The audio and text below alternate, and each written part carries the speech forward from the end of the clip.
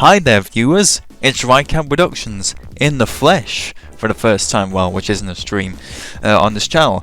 And this is an official making of video of my recent Tasmanian Devil animation. The animation that I didn't expect to be that long, but ended up being really good in the process. So, usually how my work goes is that it's a usual process where it starts off with the idea, and then goes on to like concept, sometimes scripts, then concept art, then storyboards, then the animation side. So let's go through the idea. Well, I've always been into animals, you know that. I mean, that's what my uniqueness of the Animal Kingdom project was. I distinctly remember one bit of feedback from that was like, do like a kind of David Attenborough style documentary voice, but I was kind of pushed. I kind of didn't like that idea for it.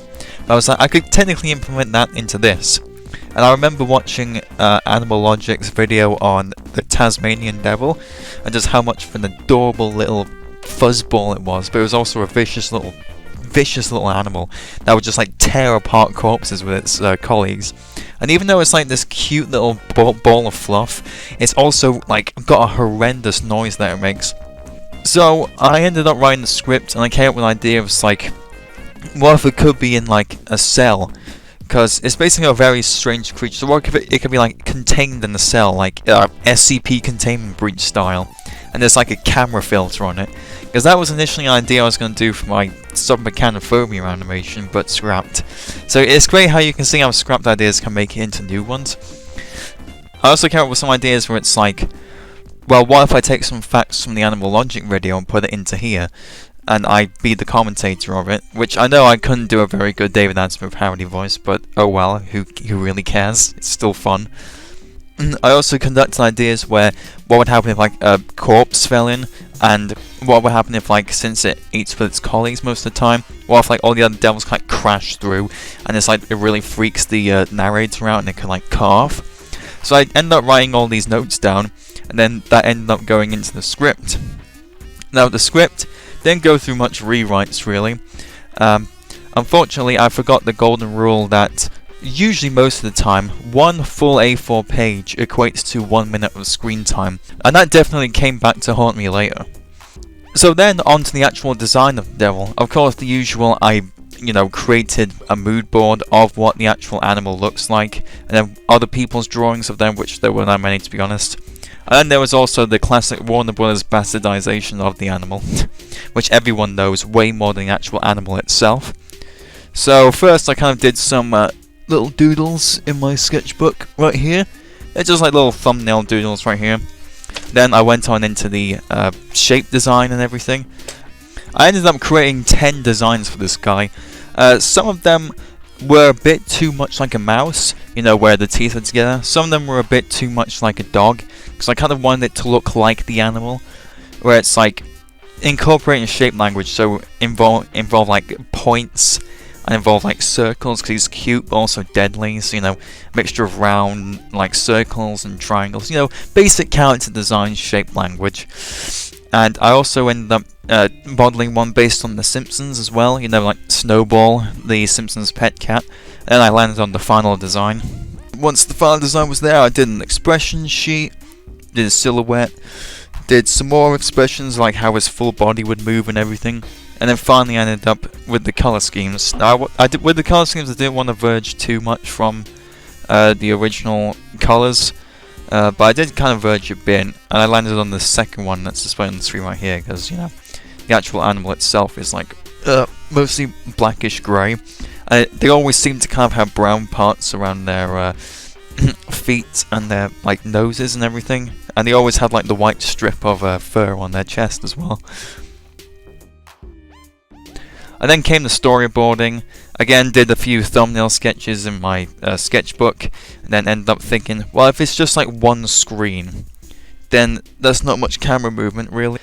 Just did some simple tones, because I planned it to be like in like a very clear room, so the actual animal itself is the focus. So the storyboarding then got turned into an animatic, and this is where that sacred golden rule I forgot came to play, because I edited it all together in sync with my audio, and it ended up being 50 seconds long. And just to show you just how distraught I was by this was basically me when that happened.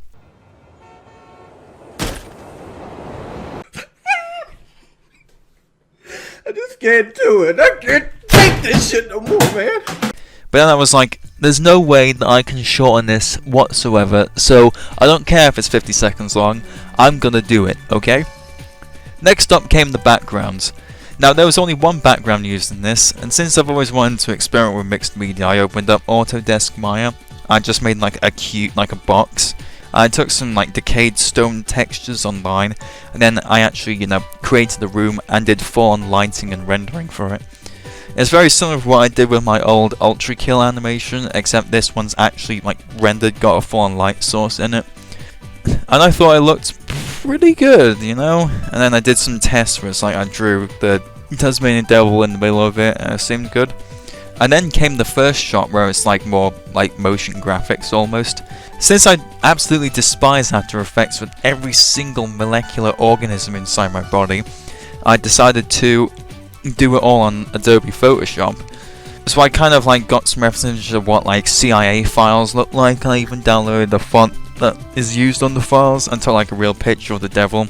I separated those separate layers into like their own images and I made them move in Premiere. Next came the actual animated parts. Now, I did it in Krita, which is my main animation software, and I separated the shots into 3 separate shots so that the file, it won't be one big file. Usually how the animation works is that I would literally look at the storyboards and see how they're timed out. And to help me out with the maths, I basically looked online to see what the multiples of 24 are. So it's like, 96 frames would be 4 seconds. It really helped me out a lot. And the usual order that you do 2D animation in is basically the roughs. They're the ones that take the most time because you're figuring out the timing. That's when you can implement the principles of animation.